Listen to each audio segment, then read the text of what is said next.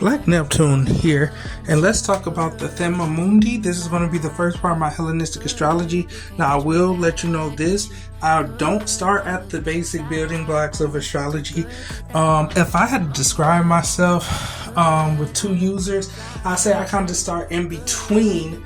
And this is because we've talked about it, and she really does love teaching and helping and wants to help people get those foundations straight, because the community does need those foundations. So if you do want to learn that, I definitely will say go to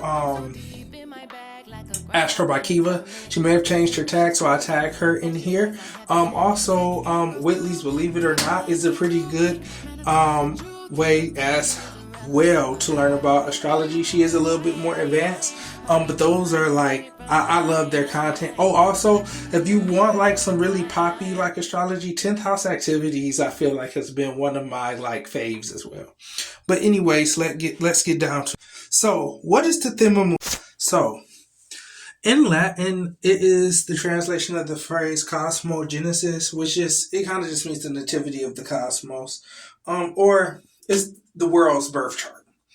And so Firmicus, actually one of the astrologers that I get to in history, kind of explains that this is used, or the Thema Mundi was used in Hellenistic astrology to explain like the motivation rationale for like different things.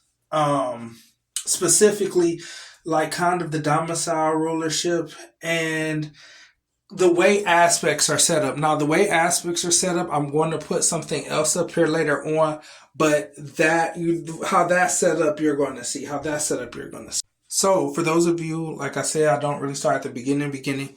For those of you who are watching this, you guys will know, or if you don't, it's okay. The planets right now are in domicile, and in astrology, domicile is home. I have seen differences between domicile and rulership, i.e. Capricorn, Aquarius as far as Saturn, Pisces, Sagittarius, Pisces as far as Jupiter. But I'm going to get into that a little later and kind of my personal feelings on that.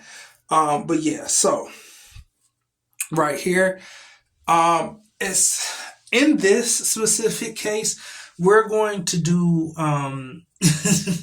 like Firmicus does, and just say that they're all at 15 degrees. So Cancer and the moon and ascendant is going to be at 15 degrees.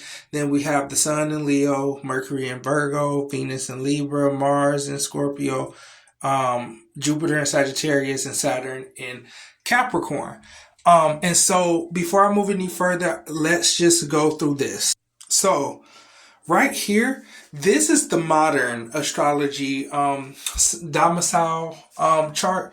I do use this in modern. I want to get Hellenistic down first before I start incorporating, but in the respect of purely Hellenistic astrology, I won't be using this. This is what I will be using. This is the traditional 7 planets and their domicile. So Sun is domicile in Leo, Moon, Cancer, Mercury, Gemini, Virgo. Now, this is where that rulership Mercury is kind of different, and I'll get to that later. Venus in Taurus, Libra, Mars in Aries, Scorpio, Jupiter, Saturn, Pisces, Sagittarius, and Capricorn, Aquarius, Sagittarius, Pisces, Capricorn, Aquarius, respectful. Sorry, y'all, that Pisces Mercury likes to Mercury sometimes. So, as you can see by this chart, if we do split that Leo, Cancer, and this is everything I say is going to be building blocks, but if we do split that up, we see that it just mirrors. So the luminaries are on this sun and the moon. We have Gemini, which is rulership of Mercury, Taurus, Venus, Aries, Mars, Pisces, Jupiter, Aquarius, Saturn. And it kind of mirrors and fills the whole chart out. Now, this is why exaltations is important in the Thema. So right here is an exaltation chart. And I just want to know if you guys kind of see anything before I say it. I'll give like 5 seconds.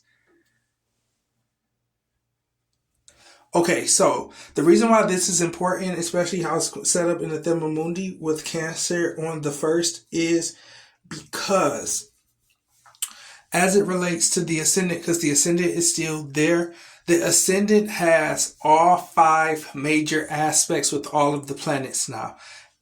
You see, in the first Thema Mundi, we'll go back to there. While all the planets are in domicile, so technically everything, especially if it's at the same degree, because everything has a 0-degree orb, is in aspect to each other, even the sun. So the sun is known as like a semi-sextile, right?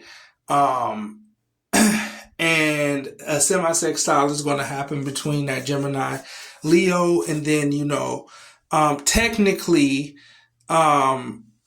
Sagittarius is not in a major aspect, I guess, because technically the Jupiter is still quincunx or in conjunct to that, but those are the minor aspects. When it comes to this specifically, we see that Jupiter, as far as the ascendant, Jupiter is conjunct. Then we have Jupiter sextiling the Taurus moon, Jupiter also sextiling the Virgo Mercury. Then we have it trining the Pisces Venus. And then last but not least, well, not last but not least, but it is squaring the Aries Sun and the Libra Saturn. And then also it's opposing the Capricorn Mars. I don't know why I had a brain fart. But conjunct, trine, sextile, square, opposition. Those are the main 5 aspects. And so they probably did this as it relates to the ascendant, to show different aspects, and show how certain concepts kind of come to be with this. So also, this is just like a cute little Sasanian Persian kind of mythology. It was kind of preserved through like a Byzantine, I believe, Greek translation. And you know how translations get, but the story goes, in the Thema Mundi, you see right here, the sun starts in Leo and it starts to travel. And so it goes past Mercury first. Well, Mercury wants the furthest thing away from the sun so it won't get burnt. So Mercury goes to the furthest sign, Gemini, which is its rulership. And this is where it starts getting, because technically Mercury is exalted in Virgo, but also home in Virgo. But anyways, then it moved to Libra. Venus moved to Taurus, which was the second furthest. Then Mars, then it moved to Aries, then to Jupiter. Jupiter moved to Pisces, and then it moved to Saturn. And so, because Saturn can only move over one, I want to say, like, let me go back because I'm trying to go off memory. So basically, when it gets to Saturn, Saturn can only move up to Aquarius. And, since everything is 15 degrees, it falls under the beams. That's a whole nother concept that I'm going to get into, and it burnt it up. Which is why like Saturn represents like black and decay and stuff. But that's another one. That's from the Sasanian Persian one. But yeah. So yes, this is all about the Thema Mundi, and I will continue this on the second subject. And the second subject that I'm going to talk about is going to be day and night charts, diurnal and nocturnal planets.